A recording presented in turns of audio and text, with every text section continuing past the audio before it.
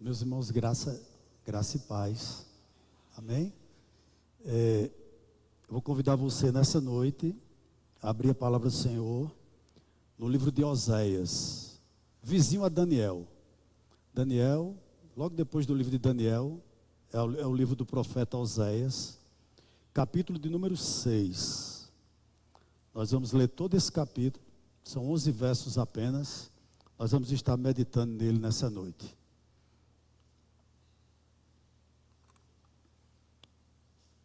Os irmãos encontraram? Amém? Glória a Deus. Então a gente vai fazer a leitura e eu gostaria que você permanecesse com a sua Bíblia aberta, para que a gente pudesse pensar um pouco sobre esse texto na noite de hoje. A palavra de Deus nos diz assim: venham e voltemos para o Senhor, porque Ele nos despedaçou, mas vai nos curar. Ele nos feriu, mas vai atar as feridas. Depois de 2 dias nos dará vida, ao 3º dia nos ressuscitará, e viveremos diante dEle. Conheçamos e prossigamos em conhecer o Senhor.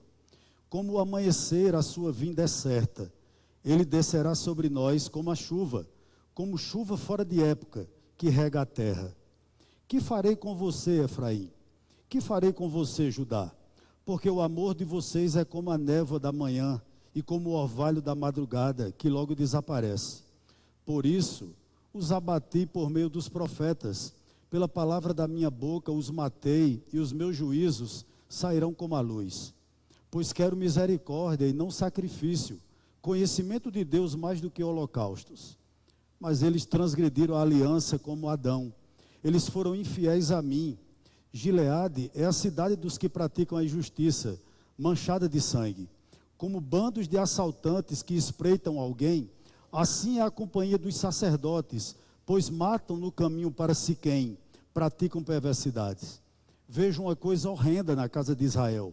Ali está a prostituição de Efraim. Israel se contaminou. Também você, Judá, será ceifado quando eu remover o cativeiro do meu povo. Vamos orar? Senhor, está aberta a Tua palavra nessa noite, lida a Tua palavra nessa noite, e a nossa expectativa é que mais uma vez Tu fale ao nosso coração, Senhor. Fala ao coração da Tua igreja, ó Deus, que Tu possa nessa noite, depois de tantos belos hinos que cantamos aqui, que Tu possa, pela Tua infinita graça e misericórdia, falar ao Teu povo. É assim que nós oramos, em nome de Jesus. Amém. Meus amados irmãos, quando a gente desce dessa plataforma, a gente já fica com um desafio na nossa mente. O que eu vou pregar no próximo domingo. E ao descer daqui, na última oportunidade que eu tive de forma coletiva com a igreja, porque a última na realidade foi só para os casais, mas de um culto público assim, num domingo à noite, eu preguei sobre Eclesiastes. E na minha mente, eu achava que eu deveria dar, e não é nada errado com isso, prosseguimento ao livro de Eclesiastes. Mas orando ao Senhor, durante essa semana, Deus me conduziu a esse texto do profeta Oséias. Antes de nós entrarmos no texto, eu gostaria de fazer algumas observações. Nós estamos aqui no primeiro livro dos profetas menores. Eu creio que os irmãos já sabem por que eles são considerados profetas menores, não porque tenham menos importância do que Jeremias, que é um profeta maior, mas por os seus escritos, os profetas menores, ser um pouco mais resumido. Então nós estamos aqui no primeiro livro dos profetas menores, mas ao mesmo tempo, ele é o mais extenso de todos eles, o livro de Oséias. Esse livro ele é considerado por muita gente o mais completo teologicamente do Antigo Testamento. Porque alguns comentaristas fazem esse relato acerca do livro de Oséias? Porque ele é um livro que fala sobre a aliança de Deus para com o seu povo. Ele fala sobre o julgamento de Deus, mas ele também é um livro que ele fala sobre a esperança que o povo de Deus tem. Oséias é considerado o único profeta escritor do Reino do Norte. Sua profecia é entregue no período de maior prosperidade financeira. Israel estava sendo governado pelo Jeroboão, e Judá por outros reis, inclusive ele profetizou também no tempo de Ezequias, do rei Ezequias. É com certeza um tempo onde Israel estava desfrutando de grande prosperidade financeira. mas ao mesmo tempo de maior decadência espiritual. Quanto mais o povo melhorava de vida, mais moralmente depravado esse povo se tornava, ou se tornaria, né? Então Oséias foi chamado por muita gente o profeta do amor. Por quê? Porque seu livro manifesta um profundo amor da parte de Deus por Israel, um amor não correspondido.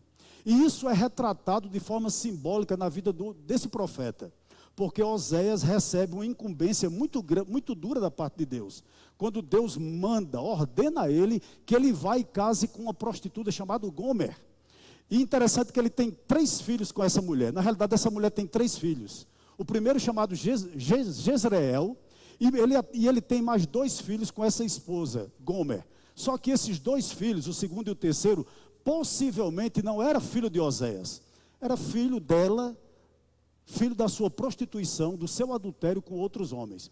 Então o casamento conturbado desse homem era um simbolismo de quem era Deus, simbolizado na pessoa de Oséias, e quem era o povo de Deus, simbolizado em Gomer. Apesar de Oséias amar profundamente a sua esposa, né, essa esposa não correspondia ao amor que Oséias desfrutava, aliás, era dado a ela por parte de Oséias. Era um símbolo do que o povo de Deus estava fazendo com o próprio Deus. Deus resolveu o amar, mas esse povo não amava a Deus, adulterava com um Deus chamado Baal. Oséias é levantado exatamente nesse tempo. E era um tempo de muita profecia. Por quê? Porque ele foi contemporâneo de profetas como Amós, como Isaías, como Miqueias. Era o tempo, sem sombra de dúvida, da profecia em Israel, como também em Judá. Em outras palavras, Deus não estava calado no meio do seu povo. Deus continuava falando com o seu povo através desses profetas. Interessante que esse profeta, da mesma maneira como 150 anos mais tarde, né, Jeremias viu o povo de Judá irem cativo ao cativeiro babilônico, é muito provável que Oséias tenha visto seus irmãos de Israel serem levados arrastados para o cativeiro assírio. E infelizmente nunca mais voltaram de lá. Então, meus amados irmãos, algo digno de nota como introdução aqui nessa noite também. Os tempos áureos de prosperidades nos anos de Jeroboão II, que foi exatamente o período que Oséias profetizou para o reino de Israel, trouxeram em suas asas uma assombrosa miséria, mais grave e mais danosa do que a pobreza. Qual? O esfriamento do amor por parte do povo de Deus. E ao mesmo tempo, a apostasia da fé. O povo de Deus havia abandonado o Deus verdadeiro e estava se curvando diante de Baal. E isso era triste aos olhos de Deus. Então, o que ocorre no tempo desse profeta? Algo muito parecido com os nossos tempos hoje. Por quê? Porque todas as áreas da vida estavam fermentadas pela corrupção. A religião estava cheia de idolatria. Os sacerdotes eram amantes do lucro. Os políticos confiavam em alianças humanas. Leia-se, com os reis da Assíria, da Etiópia. Outra coisa importante aqui, eles não confiavam na providência de Deus, mesmo sendo reis levantados pelo próprio Deus. Eu vou chamar a sua atenção para o capítulo exatamente anterior ao que nós lemos, o 5. Nós vamos ler rapidamente do 12 ao 15, porque eu creio que ele vai servir de base para tudo que nós vamos falar, ou quase tudo que nós vamos falar aqui nessa noite. O texto diz assim, a partir do verso 12 do capítulo 5. Portanto, para Efraim eu serei como a traça, e para a casa de Judá como a podridão. Deus falando através de Oséias. Quando Efraim viu a sua enfermidade e Judá notou a sua ferida, Efraim se dirigiu à Assíria e enviou mensageiros ao grande rei, mas ele não tem condições de curá-los, nem de sarar a sua ferida, porque para Efraim eu serei como um leão, e para a casa de Judá como um leãozinho. Eu mesmo os despedaçarei, e depois irei embora, vou arrastá-los comigo, e não haverá quem possa livrá-los. Versículo 15. Irei e voltarei para o meu lugar, até que se reconheçam culpados e busquem a minha face. Estando angustiados, eles me buscarão ansiosamente. Eu vou repetir o verso 15.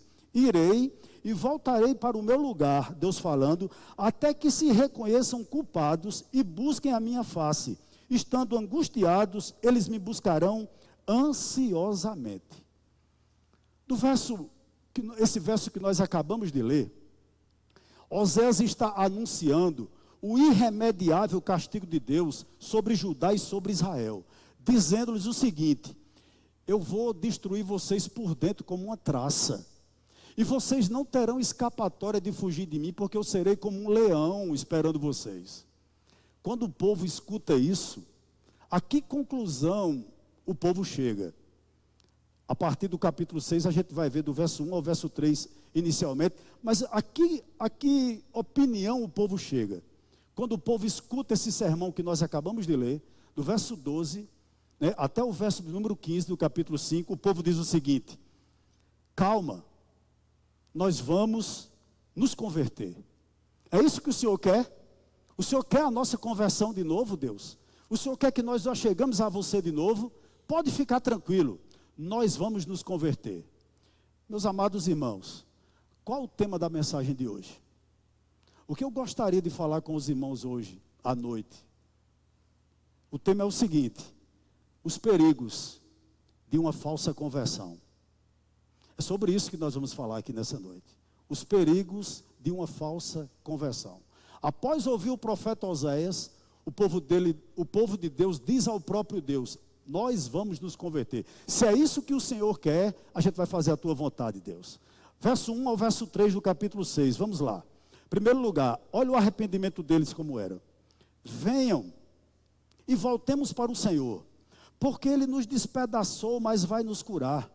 Ele nos feriu, mas vai atar as feridas. Depois de 2 dias nos dará vida. Ao terceiro dia nos ressuscitará e viveremos diante dEle. Conheçamos e prossigamos em conhecer o Senhor. Como o amanhecer, a sua vinda é certa. Ele descerá sobre nós como chuva fora de época, ou seródia, em outras versões, que rega a terra. Primeiro ponto aqui. Esse era o clamor do povo e também dos sacerdotes. Nós vamos acertar a nossa vida, na expectativa que esse povo retornasse a Deus. Porém, mais importante do que isso, era a expectativa de que Deus tinha acerca desse povo. Verso 15, Deus queria que esse povo retornasse para Ele. Deus queria que esse povo vivesse em sua presença. Era a expectativa de Deus sobre esse povo. Eu faço uma pergunta aqui a você nessa noite. Será que Israel, o povo de Deus, se voltou mesmo para o Senhor? Será que a conversão desse povo era verdadeira? Vamos ver um pouquinho nessa noite. Interessante que o povo de Deus estava enfermo. Alguns comentaristas dizem que o povo nessa época era acometido de úlceras, de uma doença horrível. E eles corriam atrás do rei da Assíria por uma razão. Eles acreditavam, e essa crença era muito popular na época, que os reis pagãos tinham algum poder de curar alguém. E eles estavam indo para lá em busca de cura. Essa era a grande questão. O propósito de Deus na disciplina do seu povo, Deus começa a disciplinar esse povo aqui, na intenção que esse povo retornasse, mas o que eu gostaria de chamar a atenção de você nessa noite, é que o propósito de Deus nessa palavra que Ele deu a esse povo tão dura, não era a sua destruição, não. Quando Deus fala conosco, quando Deus, irmãos, nos exorta, quando Deus nos repreende através de um profeta, através de um amigo, através de um louvor, através da exposição pública da palavra, Ele não quer nos destruir, Ele quer nos restaurar, Ele quer nos trazer de volta, Ele quer nos chamar mais uma vez ao arrependimento. E era isso que estava acontecendo aqui. O que Deus espera do seu povo? Uma conversão genuína, um arrependimento sincero. É tanto que ele diz no verso 15 do capítulo 2, até que se reconheçam culpados. Eu vou para o meu lugar e eu gostaria que vocês reconhecessem o erro de vocês. Esse ponto é muito digno de nota. E o povo de Deus estava vivendo uma enfermidade não só no físico, mas principalmente na alma. E estavam buscando ajuda onde não deveria buscar. Leia-se, no paganismo. Esse povo estava se voltando para lá. Qual o problema? O problema era o seguinte: o povo de Deus estava preocupado em ser curado, mas não em ser purificado. E a gente vê muito isso hoje em dia. O povo queria felicidade, mas não queria santidade. Outra coisa interessante aqui, eles queriam que as circunstâncias mudassem, mas eles mesmos não queriam mudar o seu caráter. A ordem dada àquele povo era o seguinte: nós vamos voltar, verso 1, porque o Senhor nos despedaçou, mas vai nos curar. Ele nos feriu, mas Ele vai atar as feridas, ou seja, Ele vai trazer restauração. A única expectativa desse povo era essa, que a circunstância mudasse, mas eles não queriam mudar. O que é que eu aprendo aqui? Talvez haja alguma pessoa aqui nessa noite, que você chegou aqui com a vida em frangalhos. Quem sabe, meu irmão, com um desejo enorme de ser restaurado. Possivelmente há pessoas aqui, que você já não se encanta mais por Deus, que os louvores já não faz diferença na sua vida, que você não tem paciência de ouvir um sermão, que Santa Ceia para você já não tem o simbolismo que ela tem, você já não deseja isso como, digamos assim, como algo desejável na sua vida demais. Tanto faz se você ceia ou não, talvez a sua situação seja essa.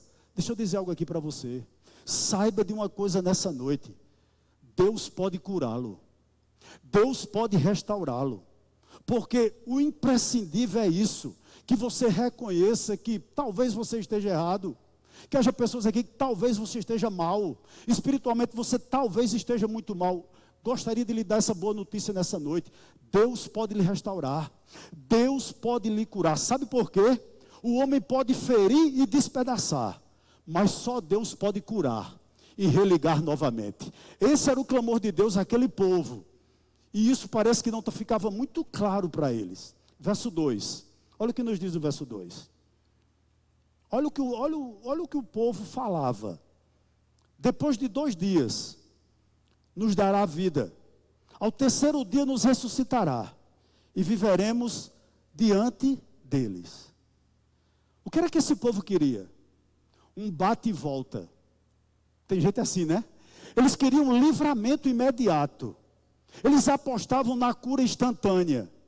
Eles buscavam cura ou solução sem reflexão. Eles mesmos estipularam o tempo. Basta a gente estar nos cultos 2 dias. Basta a gente voltar 2 dias, Deus vai fazer tudo por nós. Não precisa essa frequência, não precisa dedicação, não precisa arrependimento. É só a gente ir lá. O que era que eles estavam pensando? Voltemos a louvar, voltemos a orar, voltemos a sacrificar, voltemos a fazer a obra e está tudo bem. Posso lhe dizer algo aqui nessa noite? Deus está mais preocupado em quem você é do que no que você faz. Essa é a grande realidade. E o povo estava pensando dessa maneira aqui. Talvez eu possa lhe frustrar com o que eu vou dizer aqui nessa noite, mas é bíblico. Deus não aceita paliativos. Ou você é completamente dele, ou você não é.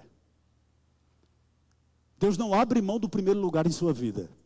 Ele é o primeiro lugar. Deus não aceita paliativos. Ele não se contenta com sinais externos. O povo estava querendo voltar, trazer sacrifício, louvar, orar, mas Deus diz: isso é muito pouco, porque eu não me agrado com palavras bonitas e corações duros. Veja que coisa, o verso 2 está dizendo exatamente isso. Está dizendo exatamente isso. Me permita um parênteses aqui nessa noite. Interessante que a mulher adúltera de João capítulo 8, ela teve um encontro face a face com Deus. Ela viu o próprio Cristo. E depois de Jesus falar-lhe ao coração, Jesus diz algo muito interessante a ela. Ela falou com Deus e Deus falou com ela. Ela foi perdoada, é verdade. Mas o que Jesus diz a ela na altura do verso 11 é muito interessante. Quando ele diz o seguinte: também eu não a condeno. Quando ele procura onde estavam os seus acusadores. Porém, vá e não peques mais. Jesus não estava dizendo àquela mulher, dizendo o seguinte: fique perfeita a partir de então, seja perfeita. Jesus não estava dizendo isso, mas Jesus estava dizendo: saia desse encontro, acabe esse relacionamento extraconjugal. Eu não sei se ela tinha marido, possivelmente ela tinha. Se ela tivesse marido, a expectativa de Cristo é que ela fosse lá no seu esposo, pedisse perdão a ele, pedisse perdão se ela tivesse aos seus filhos, pedisse perdão, quem sabe, à mulher do homem que ela estava traindo, mas ela abandonasse aquela vida e não voltasse mais para aquela vida. Essa era a expectativa de Deus. Não adianta louvar, não adianta orar, irmãos, não adianta pregar se sua vida é cheia de pecados não confessados. E para pecados não confessados não há perdão. Você pode tomar ceia hoje à noite, amém, glória a Deus que você acerte sua vida e tome ceia, mas pecado não confessado, o sangue de Cristo não liberta, não salva, não apaga, porque nós temos que confessar. Esse era o grande ponto aqui. Deixa eu lhe dizer algo aqui nessa noite. A minha expectativa nessa noite é que Deus ressuscite a sua vida. Só Deus pode restaurar, só Deus pode avivar, só Deus pode fazer um deserto florescer. Talvez seu coração hoje seja um deserto. Só Deus pode fazer ele florescer. Eu não tenho essa capacidade. Nenhum de nós temos essa capacidade, mas Deus tem. Verso de número 3. Louvado seja o nome do Senhor por isso. Olha o que o povo diz, como o povo era teologicamente bem, irmãos. Olha que declaração bonita esse povo faz. Conheçamos e prossigamos em conhecer o Senhor. Como amanhecer, a sua vinda é certa. Ele descerá sobre nós como chuva fora de época, que rega a terra. Você concorda comigo que isso é uma declaração bonita, essa da parte A desse verso 3? Quando eles dizem o seguinte: conheçamos e prossigamos em conhecer o Senhor. Que declaração bíblica e linda ao mesmo tempo, desejável a todos nós, claro que sim. Quem de nós está aqui nessa noite e não tem vontade, desejo, ou no coração certeza de dizer uma frase como essa: conheçamos e prossigamos em conhecer o Senhor? Qual o problema dessa frase aqui? É que ela não era verdadeira. Eles não estavam querendo conhecer o Senhor. Eles queriam um livramento. Eles queriam que Deus mandasse a chuva seródia, que era uma chuva fora do tempo do inverno, para manter aquelas colheitas dele, que eles dependiam disso, da agricultura, para que aquela agricultura eles não perdessem. Eles não queriam Deus, eles queriam a bênção de Deus. Permita-me uma coisa aqui nessa noite. A igreja evangélica, infelizmente hoje, ela está repleta de pessoas que sabem citar muitas doutrinas teológicas bíblicas, mas sem entendimento do que significa. Infelizmente. Pior, não tem vontade de viver de acordo com a própria confissão de fé que faz. E isso é lamentável. Porque, do verso 1 ao verso 3, o grande tema é esse: um arrependimento superficial. Deus não aceita. Esse é o grande ponto aqui. Israel estava voltando aos borbotões para os santuários. Eles retornaram a cultuar o Senhor, só que eles não conheciam o Senhor. Eles não sabiam quem era o Deus que estava ali. Hoje nós temos igrejas lotadas de pessoas vazias de Deus, que não sabem o que é regeneração, que não sabem o que é conversão, que não sabem o que é, meus irmãos, justificação. Infelizmente há muita gente assim, e nós vivemos esse fenômeno na igreja brasileira. Lotam-se templo, não porque existe fome de Deus, mas porque tem fome de carro novo. Lotam-se templo, irmãos, atrás de dinheiro no bolso. Busca-se milagre, busca-se cura, mas não busca-se Deus, porque nós temos esquecido a nossa missão. A igreja evangélica está repleta de pessoas assim. Eu poderia lhe fazer uma pergunta aqui nessa noite, me permita, responda para você mesmo. Nós somos crentes até aonde? Você vai permanecer fiel a Deus até aonde? talvez até onde o seu emprego não corra risco. Talvez a gente vá permanecer crente até onde não repreenda meus filhos.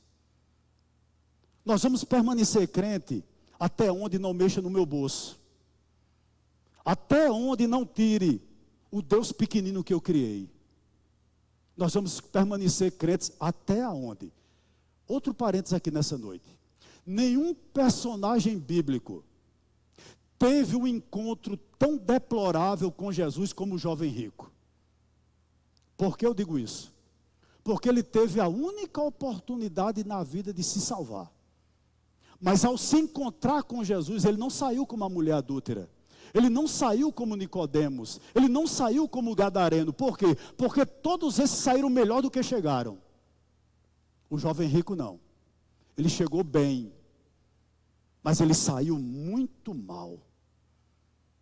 Porque ele tinha um Deus que ele não reconhecia, apesar de ter religião. Ele diz a Jesus: o que farei para herdar a vida eterna? A pergunta mais honesta que um filho de Adão pode fazer. O que eu posso fazer para herdar a vida eterna? Eu guardo os mandamentos, Senhor. Aí Jesus aponta, mostra para ele o Deus pequenino que está nele. Que o arrependimento dele nunca foi real. Apesar de possivelmente ele ser um bom filho. Ele ser alguém inteligente. Ninguém fica rico à toa no tempo de Jesus, né? Ele deveria ser alguém, irmãos, muito previdente. Alguém que lutava muito bem com esse Deus chamado dinheiro, mas ao mesmo tempo muito mal. Porque ele o dinheiro não era mordomo dele. O dinheiro era senhor sobre a vida dele. Deixa eu lhe dizer uma reflexão muito séria acerca de religião aqui. A religião que se desvia dos mandamentos de Deus, ela incita o povo a pecar ainda mais. Vou repetir. A religião que se desvia dos mandamentos de Deus, ela incita o povo a pecar ainda mais. A apostasia, que era o que estava acontecendo aqui com o povo de Deus, nem sempre é ausência de religião, não. Mas a multiplicação da religião em desacordo com a palavra de Deus. A apostasia tem cara de secularização, ao substituir Deus por realizações humanas. Infelizmente é isso. Versículo de número 4. Olha o que nos diz o verso 4. Deus falando com eles. Que farei com você, Efraim? Que farei com você, Judá? Porque o amor de vocês é como a névoa da manhã e como o orvalho da madrugada, que logo desaparece. Deixa eu lhe lembrar aqui uma coisa nessa noite. Com quem Deus está falando? Deus não está falando nesse texto que nós acabamos de ler nesse livro, com um povo ímpio. Deus não está falando com um povo que falta a revelação dele, não. Deus está falando com o povo dele. Entre aspas, com a igreja dele do Antigo Testamento. Deus está falando com ela. Eu gostaria que você percebesse que Deus coloca aqui o dedo, irmãos, na ferida deles e diz: a real condição de vocês, a real condição espiritual de vocês é essa. A conversão de vocês é superficial. Você concorda comigo, irmãos, que isso é duro demais você ouvir de Deus? A conversão de vocês é superficial. O arrependimento de vocês é falso. Verso 4 está dizendo exatamente isso. O que farei com você, Efraim? Que farei com você, Judá? Porque o amor de vocês é como a névoa da manhã e como o orvalho da madrugada, que logo desaparece. O que Deus está dizendo a eles é o seguinte: vocês não me amam. Vocês não conseguem manter uma semana, um dia sequer, quem sabe uma hora sequer de comunhão comigo. E você poderia perguntar: pastor, por que Deus diz isso? Porque as palavras eram bonitas, irmãos. O desempenho começava a ser irretocável. Externamente esse povo parecia estar tudo perfeito. Mas qual é o problema aqui? Não havia mais sinceridade. Essa é a grande realidade. Meus queridos, nós não podemos, irmãos, enchermos de entusiasmo em um dia e no outro dia nós estarmos frios. Atente para isso, por gentileza. Você não pode dizer que um dia você ama a Deus demais e outro dia você não ama mais a Deus. Eu não posso trocar um lugar como esse para estar no Parque do Povo, porque eu acho cultura. Tem crente fazendo isso, em nome de uma cultura. Um dia eu sou crente demais, outro dia eu sou crente de menos. Um dia eu me satisfaço em estar aqui com vocês e outro dia eu estou no Parque do Povo. Que cristianismo é esse? Me respondeu o que eu queria. Na minha mente, apesar de ser enorme, você deve estar notando daí, não entra na minha cabeça. Crentaço demais. Esse é o ponto aqui. Nós não podemos deixar de ter entusiasmo por Ele. Deus diz, o amor de vocês é passageiro. É como névoa. É como neblina de manhã. Basta o sol bater, o amor some. Que coisa. Deixa eu dizer algo aqui para você. Lembra do que eu disse no início? Havia prosperidade material. Abra seus ouvidos aí, por gentileza. Muitas vezes, a prosperidade material é um laço para que a gente viva longe de Deus. Eu vou repetir. Muitas vezes, a prosperidade material tão buscada por muita gente é um laço para nos afastar do Deus que nós amamos. Perceba uma coisa aqui nessa noite. 3 conselhos que eu gostaria de dar a você, com base ainda num texto de Osés, talvez o mais conhecido, 4:6, que ele diz o seguinte, olha, o meu povo está sendo destruído porque lhe falta conhecimento. Porque o povo de Deus estava sendo destruído. 4:11, a sexualidade, o vinho, o mosto, tira o entendimento.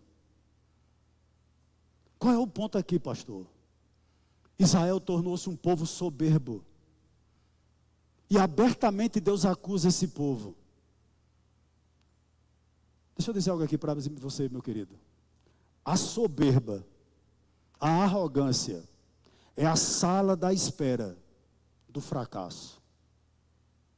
Deus não lhe chamou para isso. Deus não lhe chamou para ser indiferente da dor do seu irmão. Deus não lhe chamou para ser uma pessoa arrogante, para ser uma pessoa soberba. A soberba, na realidade, ela é a coroa das cinzas da derrota.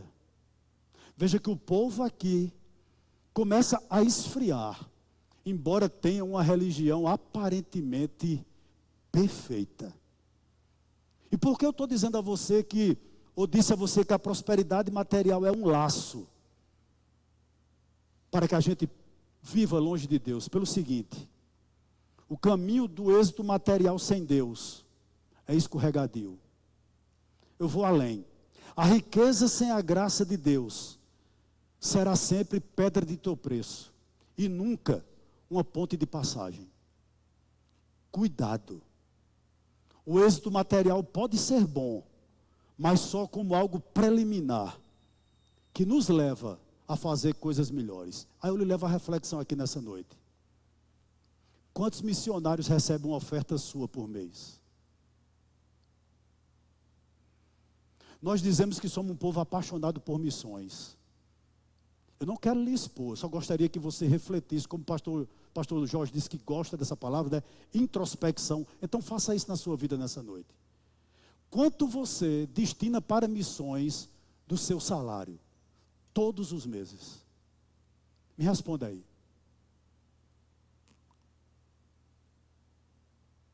Versículo 5. Por isso, ou seja, por não me amarem, olha o verso 5, por isso, os abati por meio dos profetas, pela palavra da minha boca os matei, e os meus juízos sairão como a luz. O que o autor está enfatizando aqui? Irmão, que desde Moisés, desde a lei, passando por Samuel, passando por Elias, por Eliseu, por Amós, por Oséias, por todos esses profetas, por Miqueias, Deus tem falado constantemente com esse povo. Deus tem combatido a inconstância desse povo, o seu pecado. A rebeldia desse povo era antiga, era combatida há séculos, e esse povo não mudava. Olha que alerta para a gente tremer aqui no verso de número 5. Porém, não se enganem, Deus está dizendo a eles, não se engane, não pense que um arrependimento superficial trará a chuva seródia. O que é que Deus está dizendo? Ela não vem. Não espere prosperidade sem mim. Não espere cura sem mim. Deus está dizendo àquele povo, espere uma coisa, juízo. Eu achei essa palavra muito forte. E por que esse povo deveria esperar isso? Diante da pregação bíblica. Os ouvintes jamais poderão ser neutros. Meu irmão e minha irmã que está aqui nessa noite. Diante dessa pregação e de outra. Ou você vai se tornar melhor ou pior. Não tem como ser neutro diante do Evangelho. Você tem que decidir. Até sua indecisão é uma decisão. Você está decidindo não decidir. É isso aqui que o profeta está dizendo. A palavra de Deus, quando lida, quando pregada, quando cantada, sempre, mas sempre, vai exigir uma resposta do ouvinte. E o que eu chamo a atenção para você aqui nessa noite. Talvez você diga, pastor, eu sou tão indeciso. Até sua indecisão é uma decisão. É a decisão de não se decidir por Cristo. Eu vou lhe dizer algo que pode lhe chocar aqui nessa noite. Mas é verdade. Quem não se decide por Cristo, decide-se contra Ele. Talvez você esteja aqui nessa noite e você não é cristão. O fato de você não ser cristão é uma decisão pessoal sua. Você já ouviu o sermão. Você já teve convites. E o fato de você não se firmar em lugar nenhum, o problema está em você. E não espere de Deus algo a não ser isso, o juízo. Mas sabe por que você precisa se decidir? Vou lhe dizer. Deus diz, os meus juízos sairão como luz. Você que está me ouvindo aqui nessa noite, você pode até rejeitar a misericórdia de Deus que está sendo oferecida a você hoje. Você pode até rejeitar a misericórdia de Deus. Você pode rejeitar até a bondade de Deus. Mas você jamais poderá se livrar do juízo. Ele é inevitável. Essa é uma grande realidade. Verso 6. Olha o que ele diz. Olha Deus falando com o povo dele.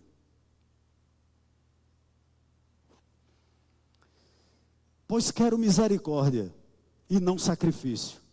Conhecimento de Deus mais do que holocaustos. Quando as coisas começaram a apertar, Israel disse, Deus, nós vamos voltar aos cultos. É isso que o Senhor quer, eu vou consertar a minha vida. Eu já ouvi isso tanto, irmão. Estou errado. Eu vou voltar, pastor. Vou consertar a minha vida. Vou voltar a ser quem eu era. O que esse povo estava pensando, presta atenção. Eu posso servir a Deus de todo jeito. Porque eles estavam substituindo piedade por religiosidade. O grande ponto aqui é que eles não estavam tendo quebrantamento, mas eles estavam buscando desempenho. Ele só tinha amor nessa volta, entre aspas, dele, pelos rituais. O povo voltou ao santuário, é verdade, trazendo seus sacrifícios, mas os relacionamentos desse povo estavam quebrados. Abra seus ouvidos aqui, por gentileza. Se você ler todo o livro de Oséias, você vai perceber uma coisa. Havia injustiça no comércio. Eu sou do tempo do dinossauro, me perdoe. Eu sou um pastossauro. Eu não considero crente, abra seus ouvidos, quem compra e não paga. Seu evangelho é esse? É comprar e não pagar, é enganar seu irmão, é enganar as pessoas, é enganar seu vizinho. Você não é crente, não. Essa é a grande realidade. Osé chamou o povo, o comércio tinha injustiça, não se pesava 1 quilo, pesava 800 gramas. Os comerciantes eram injustos. E nós tomamos emprestado e não pagamos. Firmamos nossa palavra com alguém e desviamos dessa pessoa. Você não é crente, não. É duro, mas é verdade. Leia Oséias. Segundo ponto, havia crueldade nos tribunais. Não se tinha justiça. Vivia-se de injustiça. Você é injusto, eu sou injusto. quando eu coloco o nome do meu irmão na lama. Isso não é coisa de crente. Leia Oséias. Havia prostituições nos altos. O povo de Deus estava se prostituindo. A mulher do próprio Oséias era uma prostituta. Veja que coisa, irmãos. O que é que eu chego aqui, conclusão eu chego aqui nessa noite? Casamento eivado de pornografia. Por quê? Porque nunca se converteram. Namoros permissivos. Por quê? Porque nunca se converteram. Essa é a grande realidade. Não tem que alisar. É fácil, para esse povo era também substituir o visível pelo real. Nós vamos para o culto, nós vamos sacrificar, nós vamos trazer os holocaustos. Eu gostaria de dizer a você o seguinte: Deus quer relacionamento com Ele e com o próximo. Deus não quer cerimônias vazias. Sabe qual é meu grande temor? Sabe qual é meu grande temor? É que a gente escuta. Irmão, não sei se está acontecendo aqui não. Sinceramente, diante de Deus, eu não sei se está acontecendo. Eu só gostaria de dizer aqui a você, foi a palavra que Deus me deu para hoje. E eu vou além, é de cortar o coração quando você vê esse quadro aqui. O que é que eu estou querendo dizer a você aqui? Que cultos, que encontros, que congressos, que técnicas, que atividades eclesiásticas, que discurso, nada, absolutamente nada, pode substituir o que Deus quer de você. A gente sabe, irmãos, o que Deus requer de nós nessa noite, duas coisas apenas: que ame a Ele acima de todas as coisas, e a pessoa que está aí do seu lado, teu próximo, como a si mesmo. Faça isso e viverá. Isso é conversão real. Essa é a grande realidade. Interessante que Jesus cita Oséias em várias passagens dos sermões dele. Presta atenção na parte B do verso 6. Conhecimento de Deus, mais do que holocaustos. O que significa isso? Quando o povo tentou voltar para Deus, eles voltaram de maneira errada. Por quê? Porque faltava um conhecimento. Posso dizer algo aqui que eu já disse várias vezes aqui na nossa igreja. O falso mestre, a falsa teologia, a falsa igreja é satânico. Por quê? Porque eles produzem falsos convertidos. Essa é uma realidade. É insuficiente para mim e para você conhecer somente sobre a respeito de Deus. Você precisa conhecer Deus. Nós precisamos ter uma experiência com Ele. Eu lhe faço um apelo aqui nessa noite. Não sirva a Deus por prosperidade, por saúde, por bênção, mas sirva a Deus pelo que Ele é.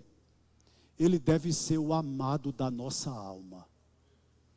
Isso pode custar, irmão, tanta coisa na nossa vida, que custe, que você esteja disposto a perder, entre aspas. Esteja disposto a isso. Verso 7. Mas eles transgrediram a aliança como Adão. Eles foram infiéis a mim.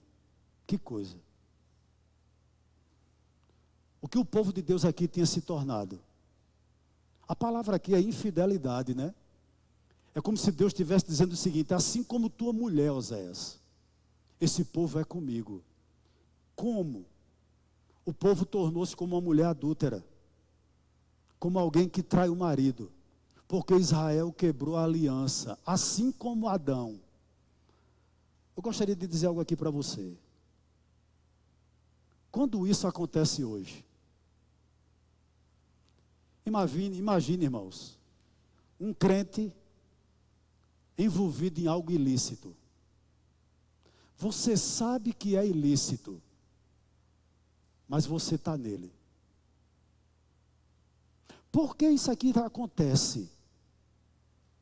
Porque ele jurou fidelidade a Deus, mas ele tem um caso com Baal. Essa é a grande realidade. Gostaria de lhe dizer algo aqui também. Quando uma mulher cristã, ela é sensual no seu trabalho. na sua vizinhança, por onde ela anda. É ser infiel ao Deus que ela serve. Apocalipse 21:8. Não precisa abrir, eu vou citar. Quanto, porém, aos covardes. Só vou falar isso aqui. Quem são os covardes? É aqueles que, mesmo conhecendo a verdade, não querem se comprometer. Fogem das consequências. Para que Deus lhe chamou? Deus nos chamou para sermos luz. Deus ainda nos chamou para sermos sal. Nós não podemos trair aquele que nos chamou. Essa é a grande realidade. Nós somos chamados para isso.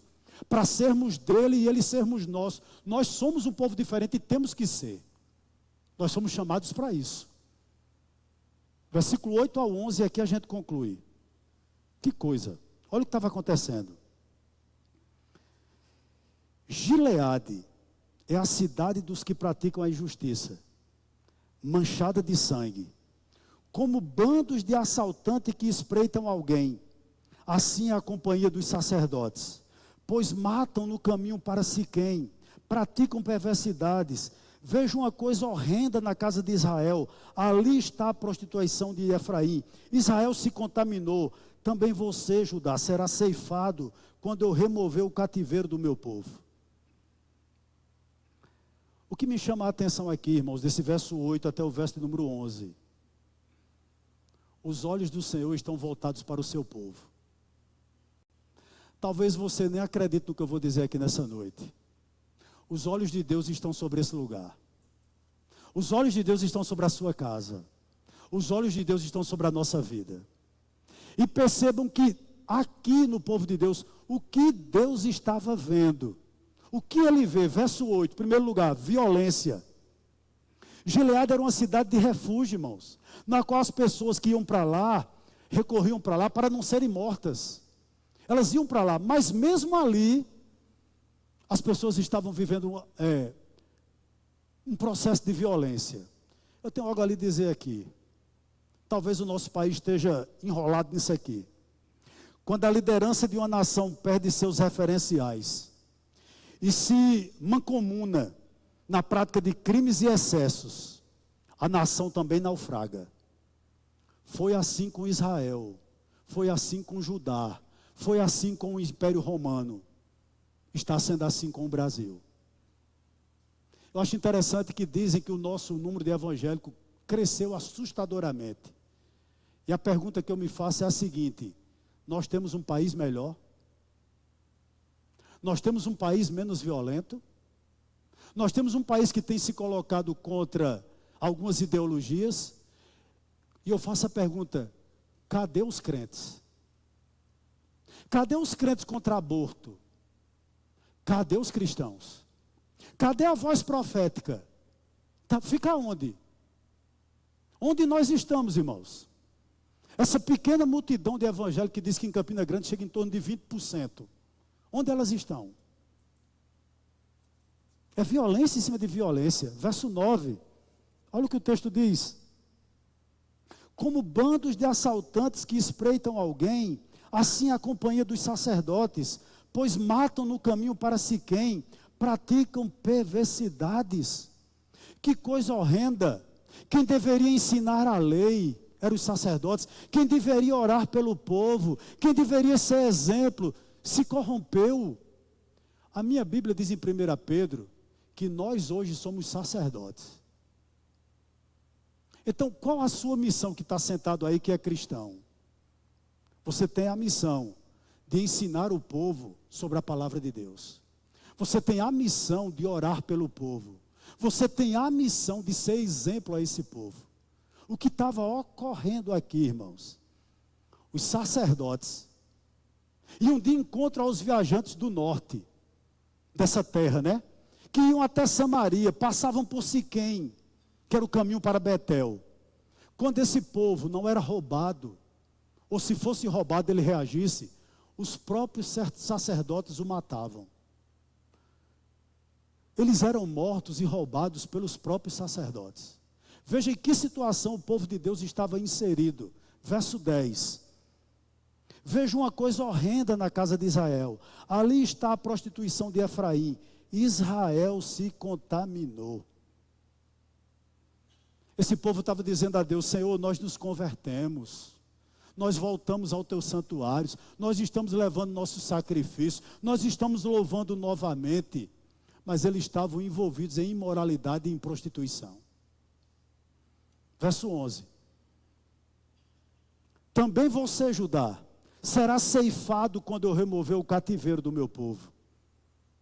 Uma coisa interessante. Você não pega santidade, mas você é contagiado pelo pecado. O povo de Judá estava sendo contagiado pelo mau testemunho de Israel. Do verso 8 ao verso 11, eu gostaria de pensar com você aqui rapidamente.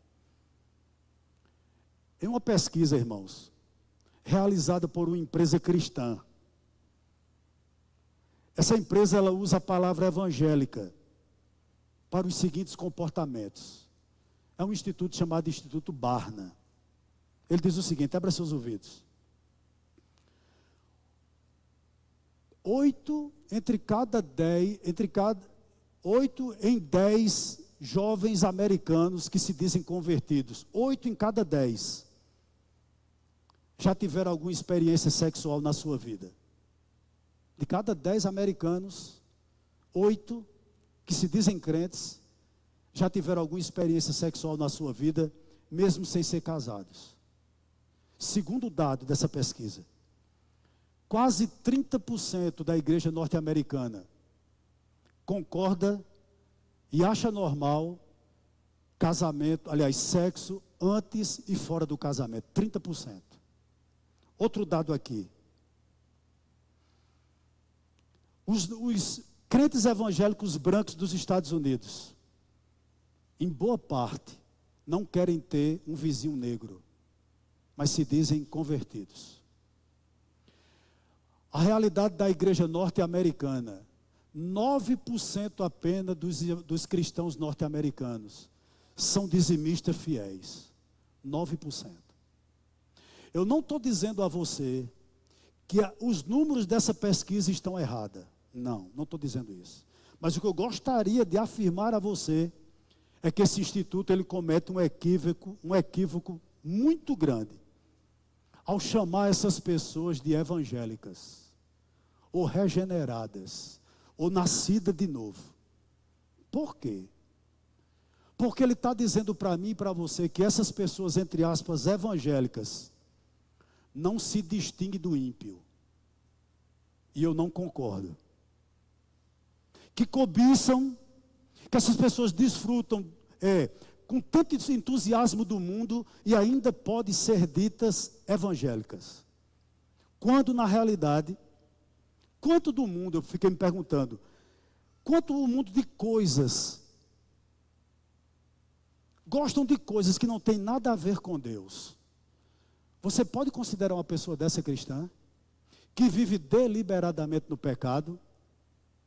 Me perdoe se eu estiver errado. Eu acho que não. Eu vou chamar a sua atenção, nós estamos já finalizando, para um texto de 1 João, capítulo 3, verso 9. O texto nos diz assim: todo aquele que é nascido de Deus, faz o quê? Não vive na prática de pecado, porque nele permanece a semente divina. Esse não pode viver pecando. Por quê? Porque é nascido de Deus. Você pode não concordar comigo. Eu escuto muito esse tipo de comentário, irmão, de algumas pessoas. As pessoas cristãs verdadeiras, elas não são permeadas de mundanismo. Não são.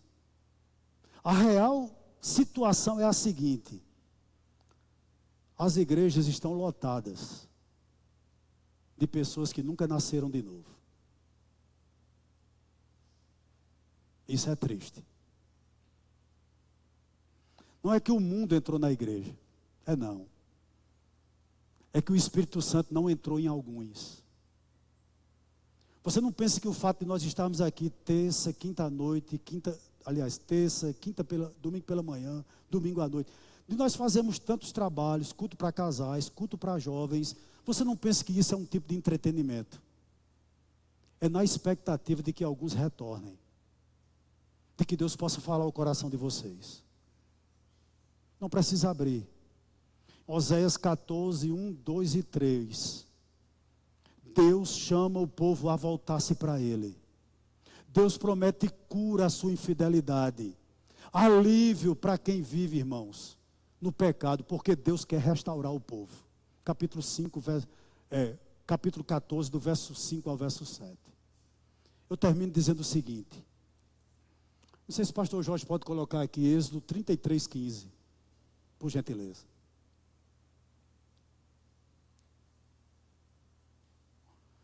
Então Moisés disse: se a tua presença não for comigo, não nos faça sair desse lugar. Posso lhe fazer uma pergunta aqui, como conclusão desse sermão nessa noite? O que torna você que é cristão uma pessoa singular? O que torna você que é cristão uma pessoa diferente? É seu intelecto? Não. É seu corpo sarado? Não. É o cardápio que você põe à mesa? São os restaurantes que você frequenta? É a grife que você tem usado em suas roupas e no seu sapato? Isso não lhe torna diferente. A única coisa que pode tornar uma pessoa diferente, sabe o que é? O que nos torna pessoas singulares?